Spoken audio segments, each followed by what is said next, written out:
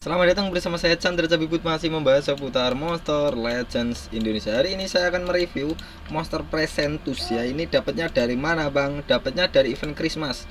Yang di sini ya. Di Presentus ini. Ini yang ke ini. Ini eranya yang terbaru, era Feral ya. Dan untuk yang Jingle Hells ini saya sudah dapat. Kalau untuk Nada Lotus saya sudah punya ya. Jadi tak ambil yang belum punya. Kenapa, Bang? Kenapa kau ambil monster yang belum punya? Bukannya ngambil Nada Lotus nanti dapat cel ya. Gantinya jadi cel yang telur kalau udah punya. Ya memang kalau butuhnya begitu boleh juga. Cuman tak saranin ambil 3 soalnya nanti syaratnya pakai ini. Nada Lotus 1, yang 2 pakai monster yang berada di Christmas Book. Caranya gimana lihatnya? Caranya di sini di Monsgram ya, The Library Books. Di sini Ekmas. Nah, itu sebisa mungkin jangan ambil yang rarity L ke bawah karena itu tidak ngebantu. Yang ngebantu adalah rarity M. Contoh Virus Star ini kemarin saya dapat dari Monsterwood yang lihat iklan. Terus kalau untuk Jingle Hells ini tadi ya. Tadi dapatnya di mana ya? Di tadi event Christmas itu yang buka-buka itu.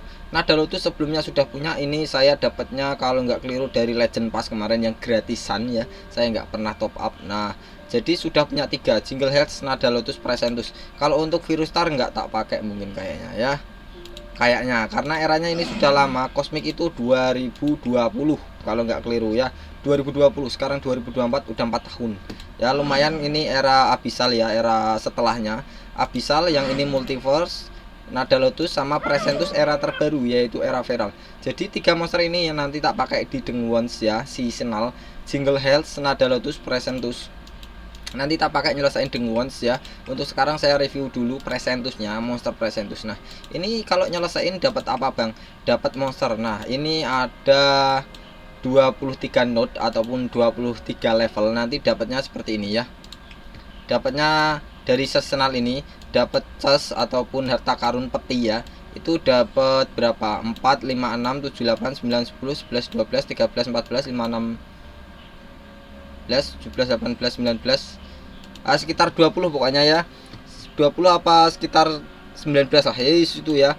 Dan itu monster kalau buka banyak langsung seringnya dapat monster ya, dapat monster entah eranya mana, yang penting dapat monster. Nah ini, nah ini ya, kalau nggak dapat monster dapatnya cel dan lain-lain. Nah itu lumayan sekali, apalagi nanti kalau udah sampai terakhir dapatnya ini golden seasonal chest atau harta karun emas di seasonal ini ya. Ini mendapatkan salah satu telur, yaitu telurnya era Historia dan Multiverse. Ini masih bagus sekali kalau diselesaikan. Kenapa saya bilang begitu ya, karena era Historia itu era masih terbaru, Multiverse juga terbaru ya.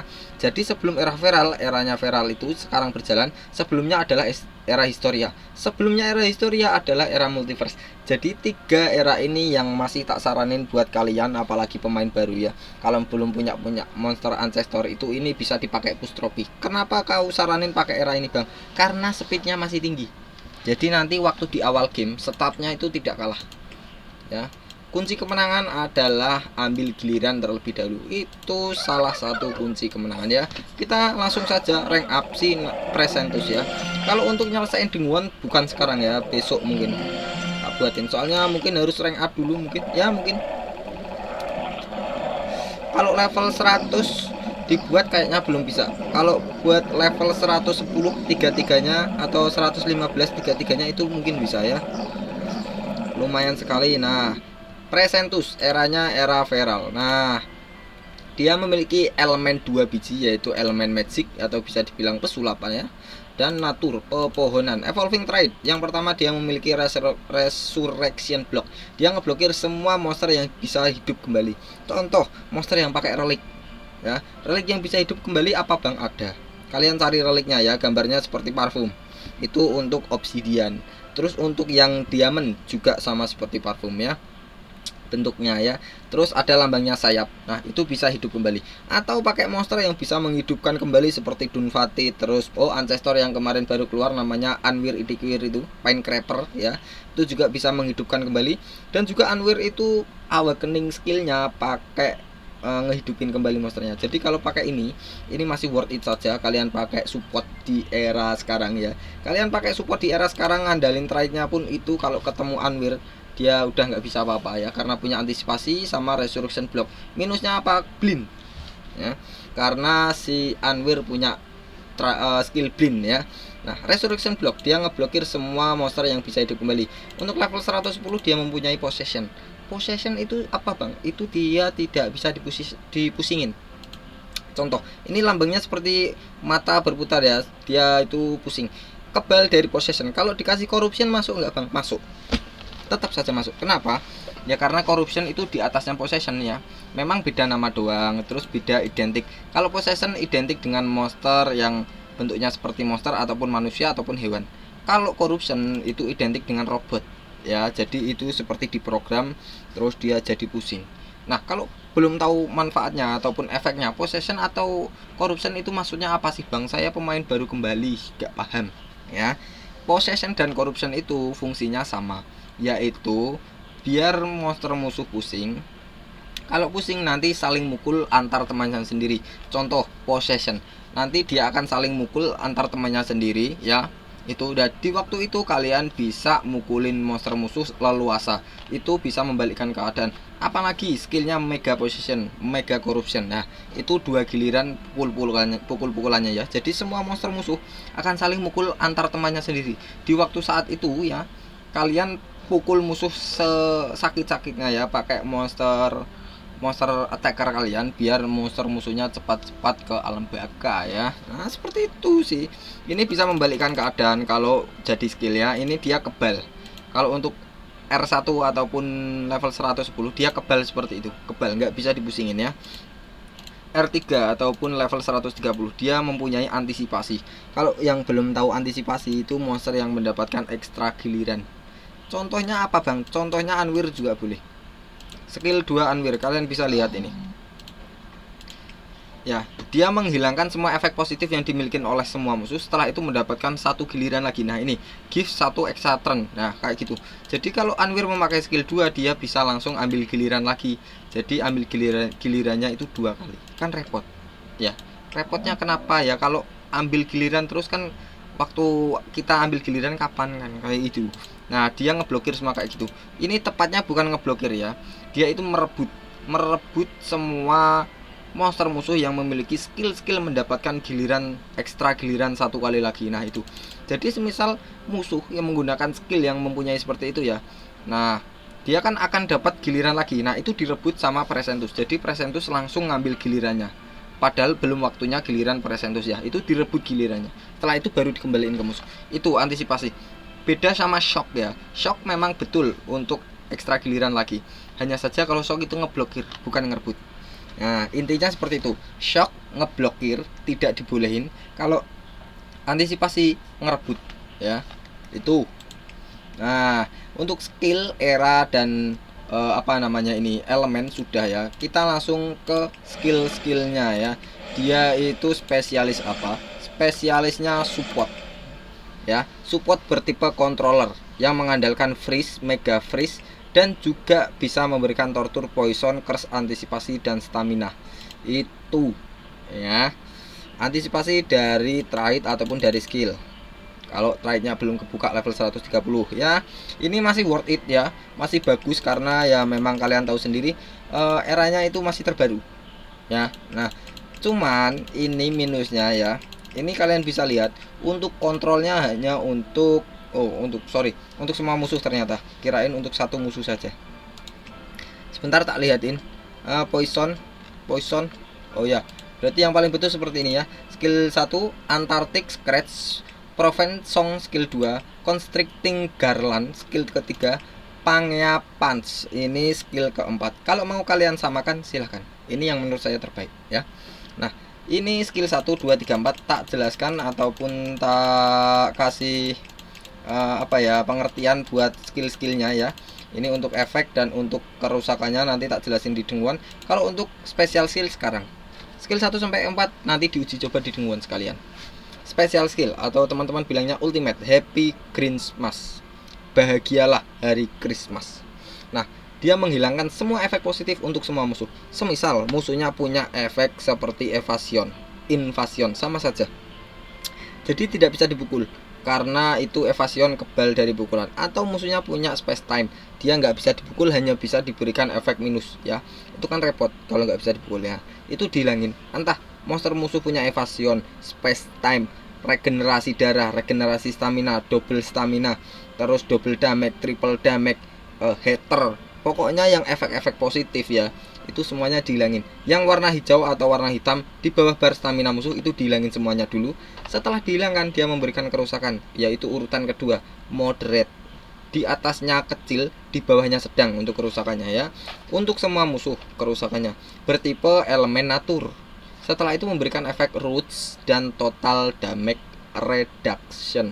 Kalau untuk yang belum tahu roots ya, ini roots. Jadi roots ini mempunyai pasif sendiri. Roots sama freeze dan juga stun itu sama. Hanya saja roots mempunyai pasif sendiri. Roots itu ya, pengertian dari stun dan freeze dan juga roots. Yang pertama yang sama ya. Jadi semua monster musuh yang terkena roots, stun dan freeze itu akan kalah dalam satu giliran. Yang terkena efeknya ya, akan kalah dalam satu giliran ke depannya. Semua monster musuh ya yang terkena. Nah, seperti itu. Setelah kena ya, kan dia tidak ambil giliran. Nah, di waktu itu kalian bisa mukul musuh dengan leluasa ya. Karena musuhnya tidak ambil giliran, dan di waktu itu kita kasih attacker kita buat ngambil giliran ya. Itu roots. Dan dia memiliki pasif. Pasifnya apa? Di giliran selanjutnya semua musuh itu pasti akan mendapatkan damage, tidak akan meleset keterangannya. Jadi semisal monster musuh mempunyai trait seperti bulwark, terus super demons, terus Taug, hardened ya, pokoknya yang memiliki peluang ya 25% ataupun 50% peluang waktu dipukul meleset ya, itu nggak ngefek. Jadi kalau dikasih roots ini udah pasti nggak mungkin meleset ya. Kalau mau mukul ke sana itu udah pasti kena. Jadi sebisanya bisa dibilang itu damage yang akan diterima musuh itu sudah pasti kena, tidak akan meleset. Kurang lebihnya seperti itu ya untuk roots ya. Incoming attack always hit. Nah, seperti itu. Semua serangan itu pasti bisa kena. Nah, kalau untuk total damage reduksi, ini dia menurunkan kerusakan ya. Kerusakan musuh semisal memberikan 1M dijadikan 0 karena total ya.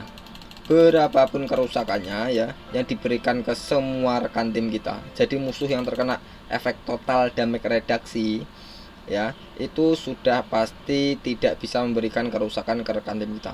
Ya karena kerusakannya dibuat 0 kena efek total damage reduction ya. Jadi untuk next giliran jika musuh terkena gini ya, monster kita aman, tidak terkena kerusakan sama sekali ya, seperti itu. Ini gunanya total damage reduction untuk satu giliran, roots untuk satu giliran.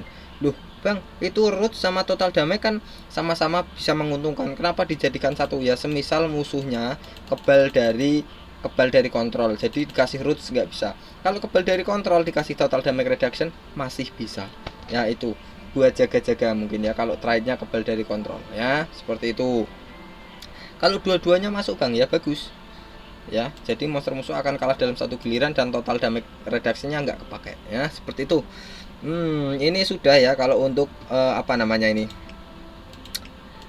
untuk skill ultimate ataupun special skill ya. Kita langsung coba ke relik. Nah, reliknya ini ada kalung. Tak sarankan memakai ya, mungkin bisa seperti ini. Ini bisa ngeheal atau menyembuhkan diri sendiri ya. Jika dia terkena jika darahnya waktu di stat, waktu di awal game, semisal dia kalah giliran ya, kalah cepat gilirannya karena rune speednya musuh itu tinggi, rune kecepatan musuh mungkin tinggi ya. Jika darahnya di bawah 50%, dia memberikan penyembuhan darah sebesar ini dan memberikan efek pyrophobic shield. Pyrophobic itu seperti jika dipukul dengan monster berelemen api bisa, jika selain dipakai monster selain api nggak bisa. Jadi seperti itu, dia hanya kebal ya, dia maunya dipukul sama ini. Kalau nggak dipukul sama itu, kerusakannya nggak masuk kayak gitu. Itu bagus, lumayan ini kalau untuk support ya, bisa dipakai 2 kali. Nah, kalau untuk yang bawah, setelah dia dipukul oleh musuh, dia memberikan stamina 42 untuk semua rekan tim.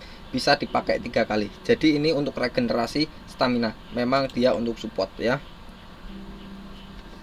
Kalau tak pasang lain bang boleh, silahkan. Yang tak sarankan ini, itu bisa di craft ya.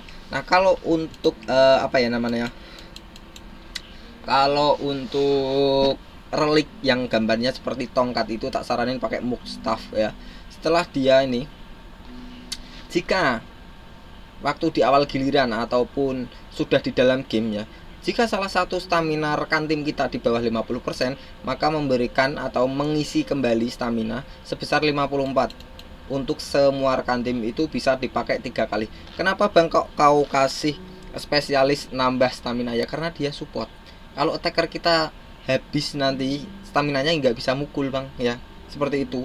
Itu tugasnya support, entah memberikan stamina, memberikan penambahan darah, ataupun penambahan damage, ataupun memberikan efek minus ke semua musuh, ngebuff rekan tim, atau memberikan kontrol. Ya itu memang tugasnya support ya. Karena support itu ada tiga macam. Yang pertama support kontrol, support buff, dan support debuff. Kalian pilih-pilih sendiri butuhnya untuk attacker kalian apa ya. Nah, dan juga yang paling bawah, setelah dia memukul musuh, jika musuhnya ya,